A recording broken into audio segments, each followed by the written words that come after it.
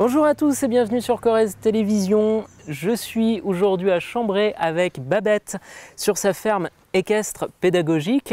Bonjour Babette. Bonjour. Alors elle va lancer jusqu'au 7 août un crowdfunding sur la plateforme Mimosa. Avant d'y revenir, qu'est-ce qu'une ferme équestre pédagogique ici à Chambray?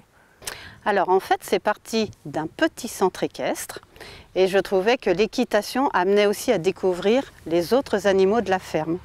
Donc j'ai commencé à avoir des petits animaux, lapins, basse-cour. Et quand j'ai vu que ça intéressait les cavaliers, j'ai développé jusqu'à ce que des gens ne viennent que pour les animaux de la ferme. Alors qu'est-ce qu'on retrouve là aujourd'hui sur la ferme?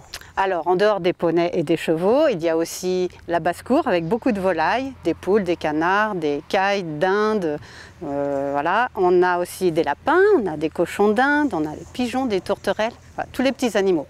Et la star, le bouc. Il y a un bouc. Voilà, il y a un bouc qui s'appelle Bambi. Alors pédagogique, c'est pour quel public? Alors ça s'adresse aux enfants particulièrement, aux vacanciers qui viennent des villes et qui n'ont pas l'occasion de côtoyer des animaux de la ferme vivants. Ils les voient bien dans les supermarchés, mais pas sous la même forme. Et aussi, je travaille avec des gens en situation de handicap, notamment avec le foyer et la masse de Chambray. Alors vous avez lancé depuis un mois à peu près un crowdfunding sur la plateforme Mimosa. Pourquoi? Alors j'ai eu des petits soucis suite au confinement et à la fermeture administrative qui en découlait. Donc je n'ai pas pu travailler. Et comme je suis une toute petite entreprise, je n'ai pas d'avance financière. J'ai bien dit aux chevaux d'arrêter de manger, mais ils ne m'ont pas écouté et je me suis vite trouvée en difficulté.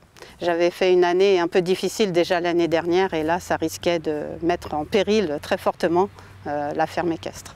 Alors concrètement, le crowdfunding, donc ça va servir à nourrir les animaux? C'est pas que nourrir, il y a aussi les soins vétérinaires, il y a la maréchalerie qui coûte très cher et donc j'ai des aménagements à faire et là je peux pas.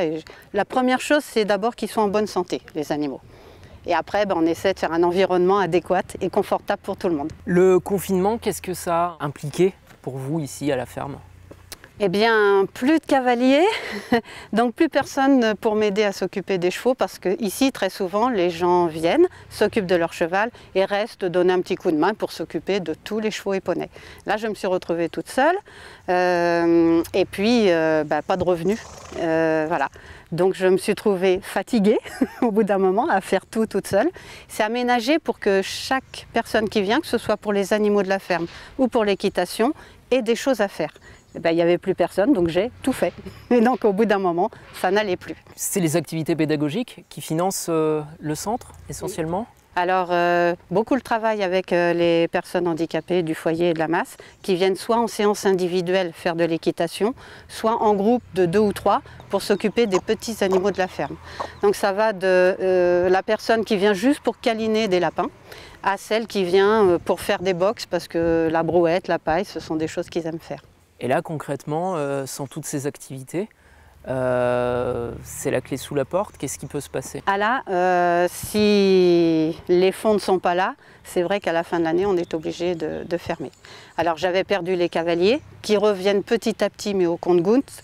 Les règles sanitaires sont pas toujours faciles à mettre en place, demandent du temps parce qu'il faut nettoyer, désinfecter tout ce qui a été touché par les cavaliers.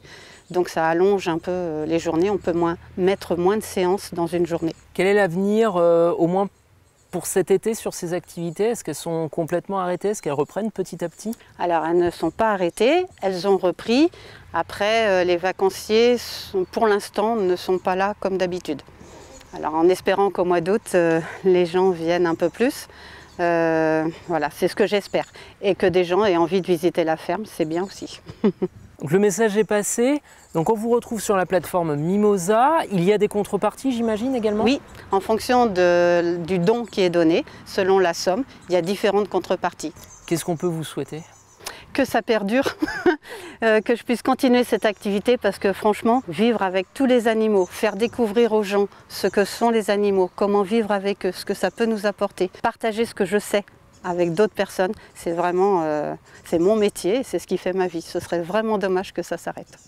C'est un métier ou c'est une passion? C'est d'abord une passion dont j'ai pu faire mon métier. la chance. Quelle chance. Donc pour aider Babette, on la retrouve sur la plateforme Mimosa. Merci beaucoup Babette. C'est moi qui vous remercie d'être venu. Et merci à vous de nous avoir suivis. On se retrouve très vite pour de nouvelles initiatives en Corrèze.